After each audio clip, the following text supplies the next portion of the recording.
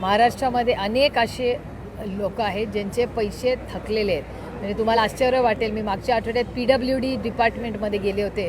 बारामती लोकसभा मतदारसंघातली अनेक कामं किंवा तिथले कॉन्ट्रॅक्टरांचं आंदोलन तुमच्याच चॅनलवर तुम्ही पाहिलेलं असेल.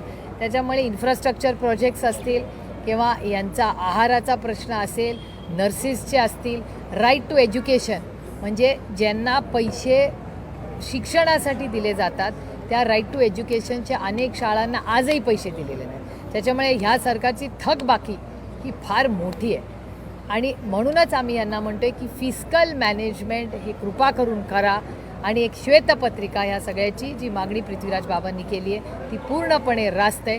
पारदर्शकपणे देशाचं आणि राज्याचं बजेट आम्हाला अपेक्षित आहे.